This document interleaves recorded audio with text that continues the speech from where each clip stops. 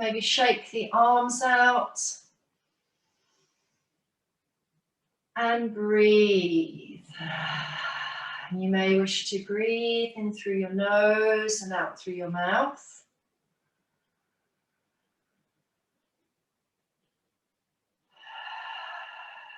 How are you meeting the earth in this broader stance? Can you unlock your knees? You might want to give your legs a little dancey hips. And as I say, we're moving towards prasarita, padottansana. So you may want to now choose to widen your legs a little more. And then let's really open to this wonderful space, maybe an X shape, lean back, or an upward salute. And exhale into heart center as palms connect. Maybe bowing.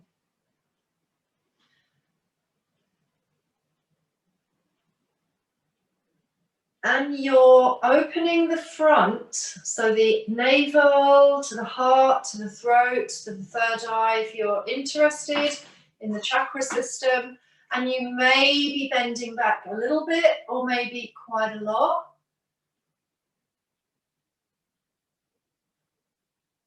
And exhaling as you draw into your heart center. Remember, the breath is the essence, and the connection to our breathing means that yoga becomes more embodied and becomes more yogic.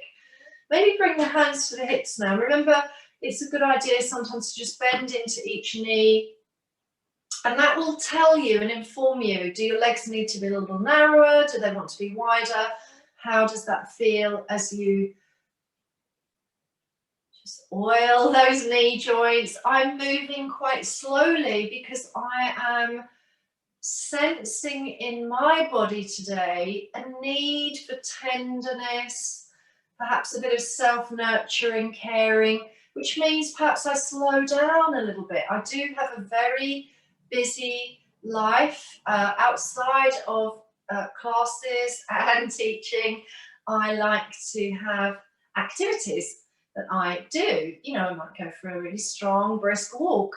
You also do the same. Maybe you cycle. Maybe you go jogging.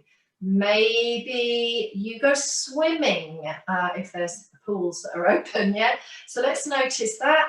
And then when you're ready, start to hinge forward. And as you hinge forward, notice the legs as they become more active in the pose. And likely we bring the fingers under the shoulders first of all in a table back, fingertips on earth. Use your bricks or blocks, please, group, and then widen out. So let's heel toe, heel toe. Remember, we're not being in a goal-driven, striving posture. I'd love you to find your poses in the level that suits you in this present moment. As you breathe in and breathe out, draw the sternum forward. Check whether you are in the feet properly anchored, lifting all the toes. Find your inner arches. What is happening in your thighs? Can you feel energetically this lift of the kneecap towards the hips? And maybe what is happening in your pelvis? Tilt the pelvis up and a little roll of the pelvis under. So we get an anterior and a posterior tuck, and we feel if there's movement capability there. I'm going to lower the elbows, and if you wish to join me, can you release your crown and just center? So your body is centered in the middle of pose, and you are releasing any tension, the weight of the head. And if, of course, your elbows do not reach the mat and you prefer to be on fingertips or flat palms or the block, just maybe let the elbows soften and let the crown go down. And inhale, exhale. How does that feel? Possibly already you can feel that widening space in the groins. Breathing through that lovely energy. Tailbone is wide, sit bones are also widening, and shoulder blades draw back as we come to table back. And then start to walk to the right. And it's possible that you can keep your feet parallel and very anchored, but you may notice where do you get to as you reach the left arm and then the right arm forward and extend the body. Direction is to the right side. Breathe and feel. Perhaps you move your body forward and back and come into the right position for you. Inhale, exhale, connecting deeply, centering when you feel is okay to do so, and begin to revolve, extending left and right arms, taking blocks with you, reaching away and widening as necessary, or releasing the ears in line with the upper arms, just breathing through that position. Konasana, it is a wide angle, and in yoga, Sanskrit, prasarita, padottansana, intensely connecting to your feet. Lifting in the middle now, centering, crown away from tail. I'm only just lifting my head to be polite and looking to the Zoom screen as I do, but essentially you can make sure that your crown is lengthening from tail. Now let's walk again to the right and pivot. So turn your right foot and slide your right heel underneath your right knee, and that left foot, which is the 5 toes on the left foot are facing forward. Likelihood is you may want to also pivot.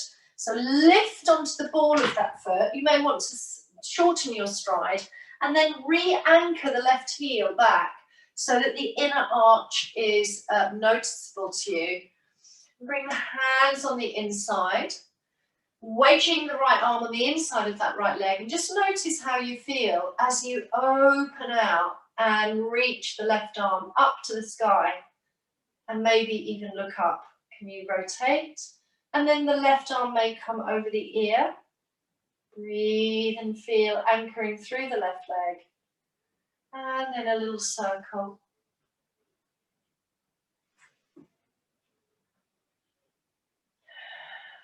Connection to the core.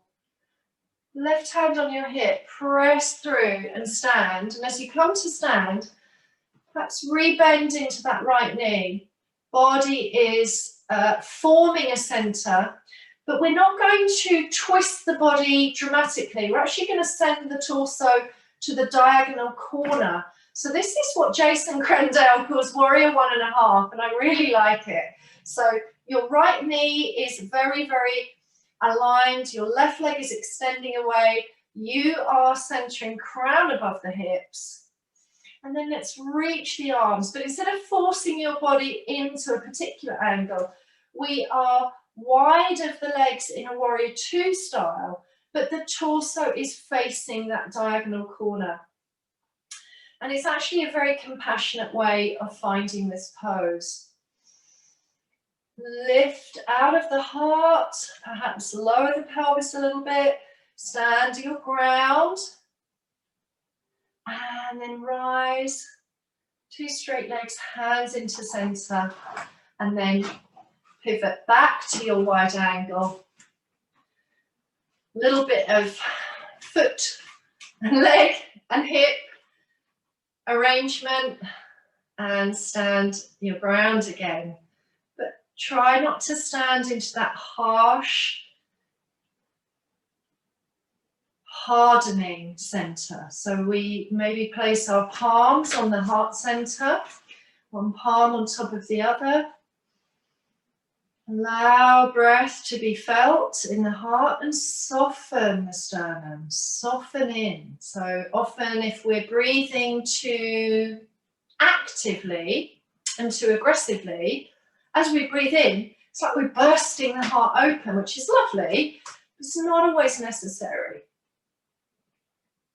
Soften your face, maybe bow the gaze. It's a morning practice. We've got maybe a lot to do for the rest of the day. Let's stay here with the breath, and then rise on the inhale when you're ready, arms overhead. Top of the inhale, take a pause, and exhale, tip forward again. It allows more strength coming into the legs. Fingers under the shoulders, and again widen out a little tiny more if you wish, or stay connected to that place which is just right for you. So let's move to our left side now. So turn left and rotate the left foot 90 degrees. Left ankle slides under the left knee. Right heel probably turns out about 20, 30 degrees, and the toes are facing that diagonal.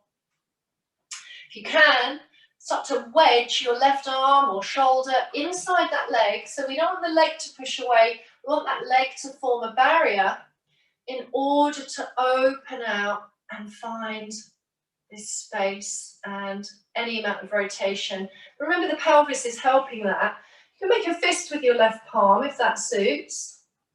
Inhale, exhale, crown lengthens away from tail, strong action on the back leg. Reach the right arm over the ear, pause here. And then maybe some soft or generous, luxurious circles, maybe 1 or 2 slow. Maybe you could also move in the other direction. Then place the right hand on the hip, access the core muscles as you slide up to stand. And you know that therefore you're back in a kind of mountain body. But instead of pivoting around and coming into our warrior 2, we're going to compassionately let the trunk sort of maintain this beautiful wide warrior 2 lunge style of legs, but have the trunk diagonally. And then hold on to energy between the palms. As if you've got a big ball of energy, bend into that left knee a little more. And raise the arms and just stand into power. And then soften a few of those edges. When we're a little softer with ourselves, when we find our tender spots, we can breathe a little better. Relaxing the face, let's bring the palms in. Quietly contemplate, and then step out of your wide angle.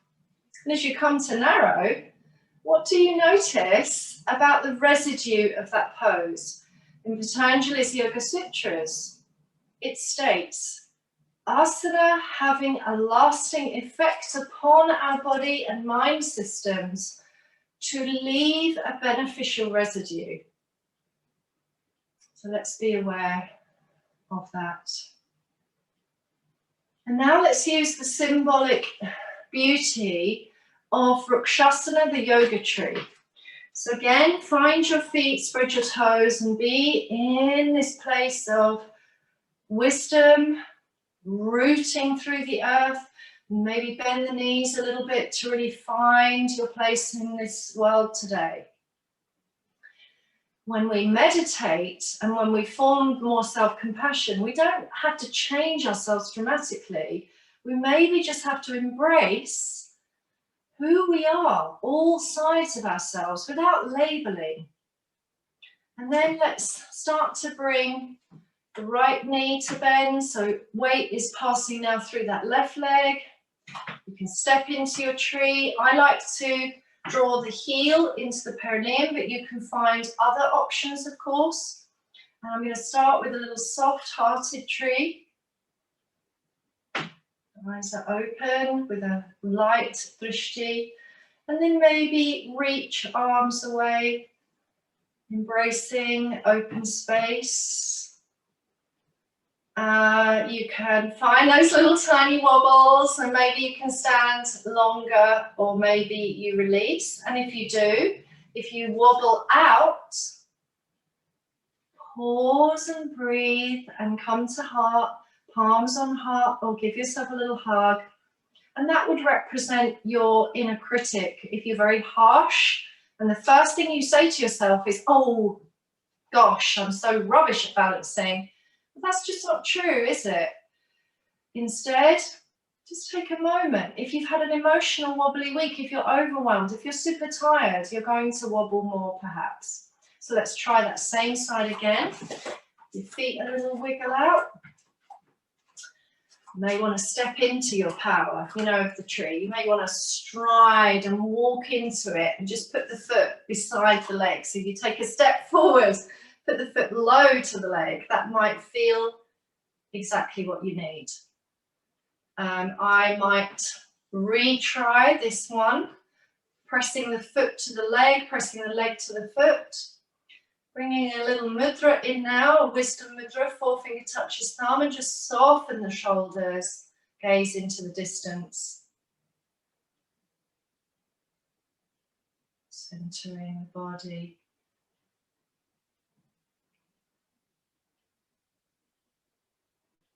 Relaxing, melting collarbones. And trying to hold steady without holding harsh rigidity in the body. So completing your second Vrikshasana, remember that was standing firm in the left leg. And then just give your legs a little circle. Maybe you stir the hip very precisely. Maybe you give your legs a shake out. And maybe you also circle the ankles. And just finding there's not too much stagnant energy in the lower structures as we find our second tree pose. Calmly realize that you are breathing, and perhaps a little affirmation. I can be as wise as this tree. I can be grounded and rooted, stable and still. And I can blow in the wind. I can go with the flow. Strong right leg. Let's bring the left heel into the perineum and open up the hip if that works for your body. And find any branches of the arms. Sometimes I like to just pop the hands on top of the head, almost finding a little different shape there, widening. Almost as if I've got a little crown on the tree. Maybe smile and stay here. And widen that hip if you can, but also importantly, breathe well. What is happening in your back body? What is happening in the sides? Can you connect some of your postural muscles to this practice? Please note that if you squeeze the core in far too tight, it's not going to be easy to respond to the breath and that little movement. So moment to try that again. So we go back into Vrikshasana, perhaps the same way or perhaps differently. Maybe we use mudra. I'm going to bring Yoni mudra in now and just draw the hands near to the feminine center, the womb, Yoni, the source, soften shoulders.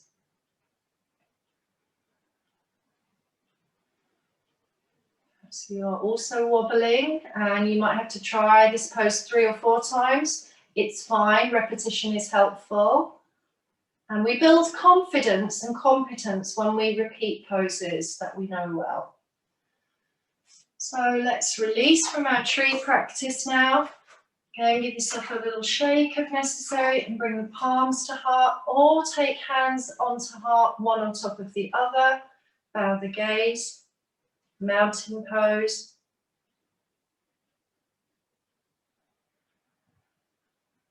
Feel, sense your response. And then let's walk to the top of the yoga mat. Going to be going into pose of Kapotasana the Pigeon. So have a cushion nearby or a blanket for your knee. And remember to take a seated version or any other pose that suits you today if you don't want to use pigeon for your hip or knee if you've got some issues there. So let's come into mountain at the top of the mat, palms into prayerful. Inhale, expand. Top of the in-breath, open to this day. Circle, exhale, fold, Uttanasana or Ragdoll. Step your right foot back, high lunge. And then lift hips, press earth, left foot back, down dog.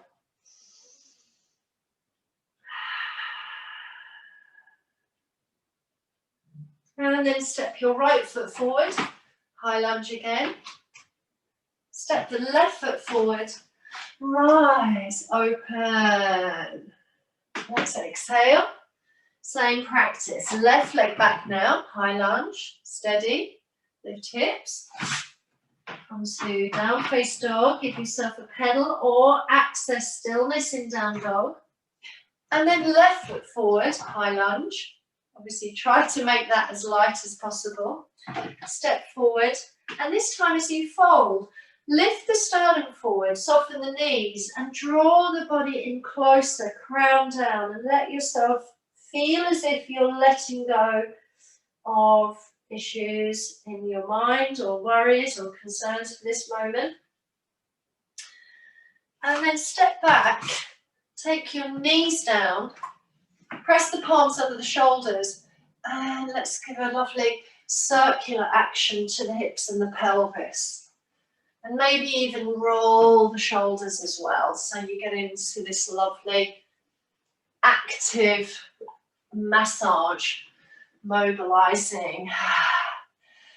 Buttocks towards the feet, child's pose, extend the palms, spread the palms, and then curl the toes down dog. Let's take the right leg up to sky as you rotate the hip, dog hip opener, press through that left leg, push the earth away, and then pigeon for those that are joining, or you can use low lunge instead. So right knee perhaps towards the inner right thumb, soften. It's a very soft, compassionate pigeon. The right foot may be really, really relaxed. And as you extend back through the left leg, let the leg flow away like a pigeon's tail.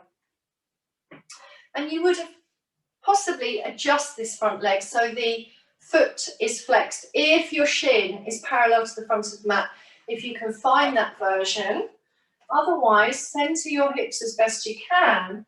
Elbows down, and maybe even forehead onto pillow palms and drop in, yielding in, surrendering to your pigeon, or you are in pose of low lunge. So of course, right foot below, right ankle, left knee down, softening into your low lunge. Finding your breath. And just allowing breath to float through you and flow through you. Can breath be lighter? Or what are the qualities of the breath at this moment?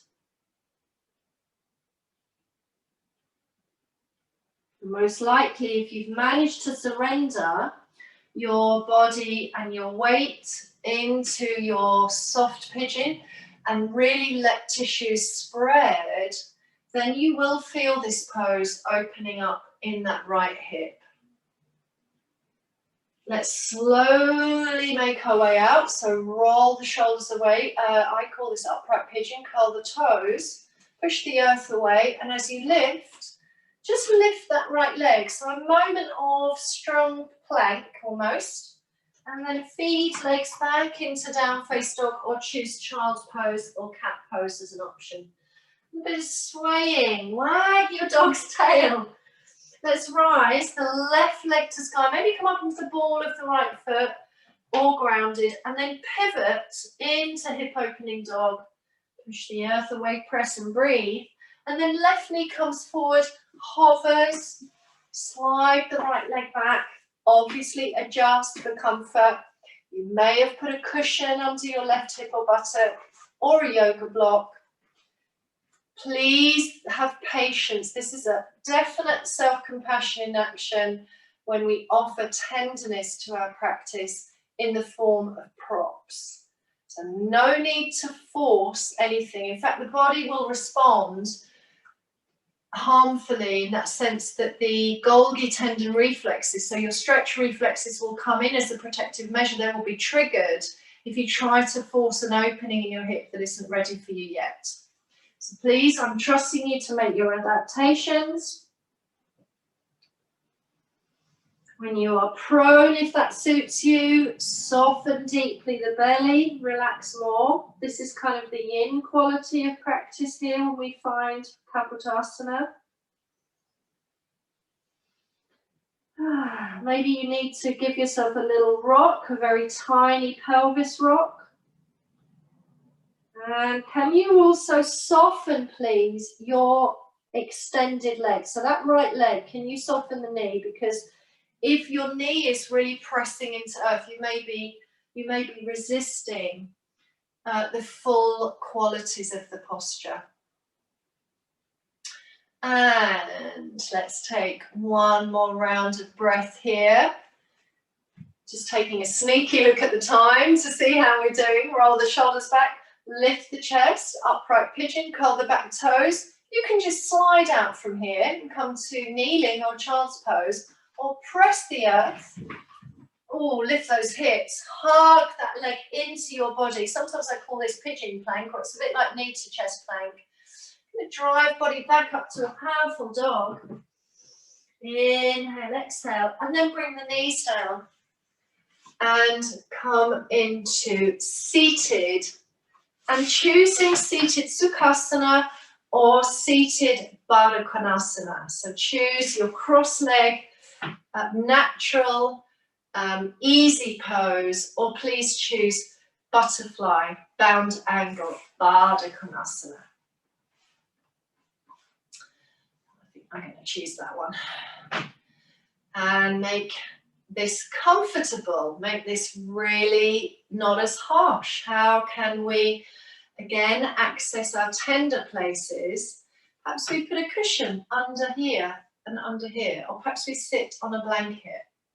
Another option is to have butterfly with the feet apart, so that as you fold forward, if that feels good, there's more space to relax into these muscles.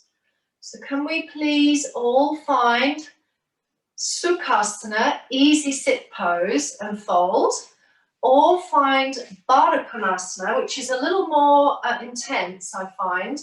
Elbows press out on the thighs as you try and bring your sternum forward. And my third option for you, group, would be Asana, with that longer diamond shape, and maybe sliding the arms under if you would like to drop down into folding again. So let's inhale, exhale in our chosen hip arrangement. And some of us are folding and folding a little more, allowing that fold, and some of us may find we prefer, our nature today requires us to sit upright and more stacked. So let's have some wise, healthy, well-being choices. Breathe in and out wherever you are as we come to close the seated moments of today.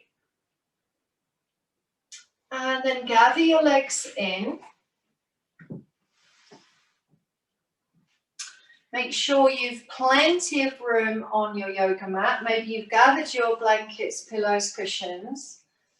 And as you float the arms forward, curl down so that you use a little bit of that young, strong core energy to let your body lay down. And once you're laying, lay those arms out. Once you're supine, semi, lay them out, or you can hug.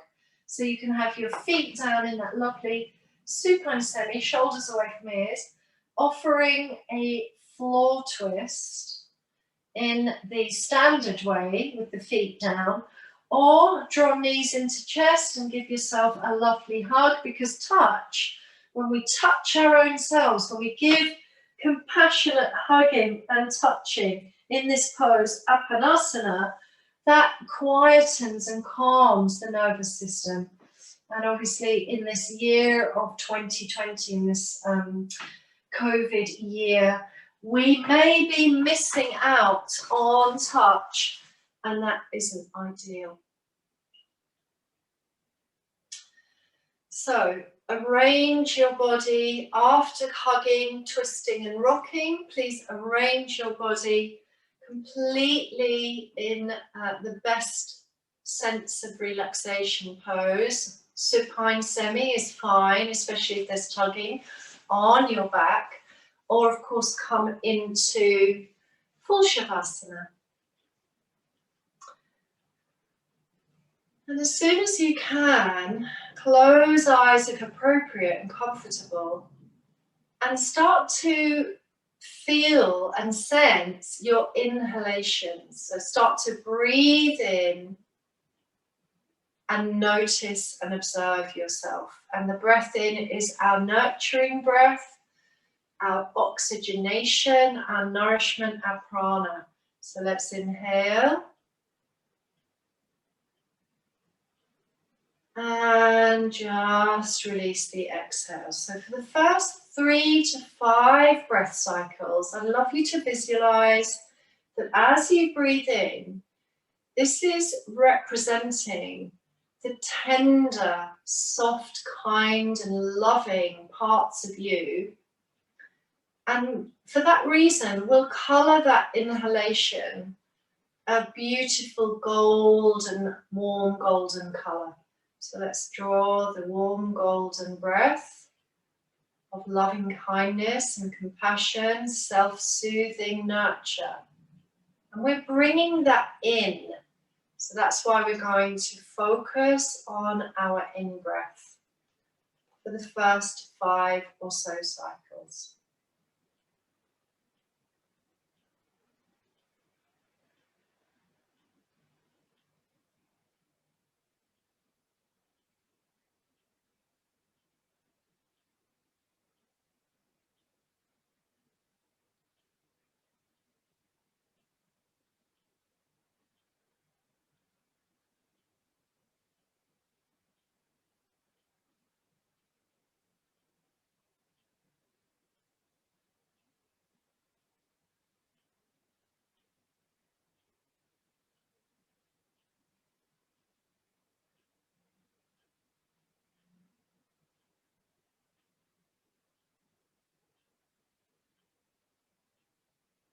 You may also want to sense that as you breathe in, despite the feeling of inflation and a sense of rising, the in-breath, as it comes through the nasal passages, is coming in and down.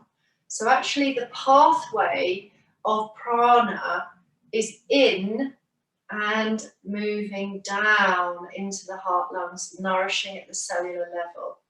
So let's feel, sense the golden pranic breath entering, nourishing, self-compassion, loving kindness, moving in and down.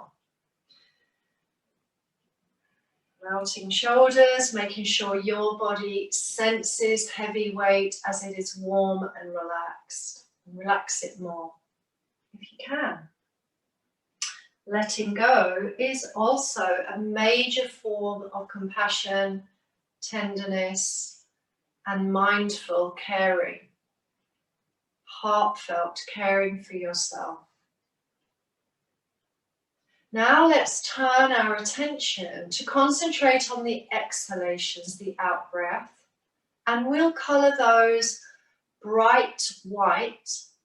When we exhale, breath is coming up and out of the nose and into the world around us. So let's breathe out for 5 rounds of breath, or more or less, depends on the quality and the length and shape of your breath. And as you exhale, focus on the bright white light as if you are sharing this compassionate energy, this slightly fiercer side of yourself, this stronger side that is able to take compassionate action to help others or to create change in the world around you, to create positive changes to yourself. Because we need this yin-yang balance. We need this balance of yin-yang in order to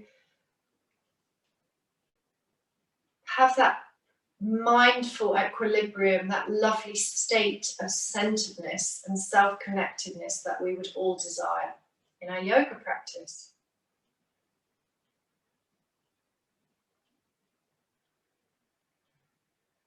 Inhaling, and as you exhale out, the white light moves up and out. Light, soft inhale, exhale, long, slow and deep, and it moves up and it moves out.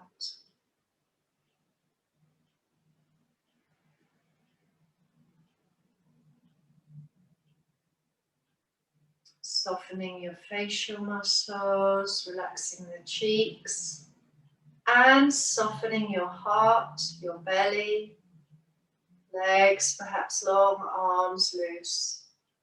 Now let's mingle and merge and integrate the golden prana with the white light apana. So as you breathe in and breathe out with equal attention, feel, sense this lovely smooth and relaxed circular action, or a swirling, a mingling of the flow as you go with the flow.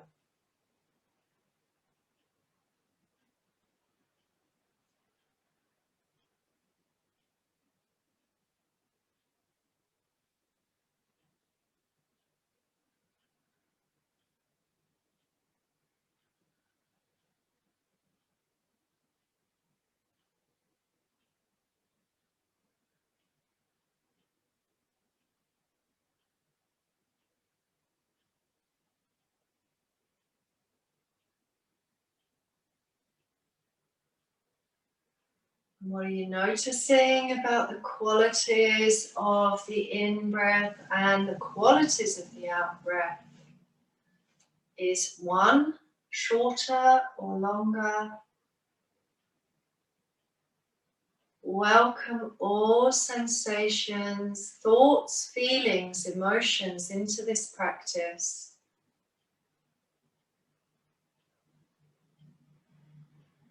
Riding on the flow of the breath. Mentally concentrating enough. So again, notice your levels of concentration. Attention and mindfulness is a movability. It's not like we press a button and we press the sit still, relax, mindful button. We are still arising and we are inspired by this, or we are noticing and observing different mood and energy today, as we always do on the mat. And now quietly open your eyes wherever you are, lying or sitting or supine semi, and just acknowledge you showed up today. Perhaps this encouraged you to think more about your dualities, your polarities, your soft side, your strong side, sometimes how you might be angry or frustrated, and that forces you into anger, activism and active rage, and it can come across as hostile and harsh. And other times you can breathe, be less reactive and respond in a kinder, loving kindness way. And remember, we are all parts of these things. We're not always just one or the other. Maybe I'm quite loud and extrovert, as you know, but I do have softer, quieter times, and that is why I meditate. And I do love also giving silence to myself as a compassionate practice. Please mindfully massage your back, rock and roll, or essentially roll to your side and rest on your side for a moment. And then when you are happy to close, mindfully make your way back to sitting. I wish you well today, as I do all days. Have a beautiful evening. Have a lovely week ahead. I might see you on Saturday morning for Rise and Shine. Otherwise, namaste yogi.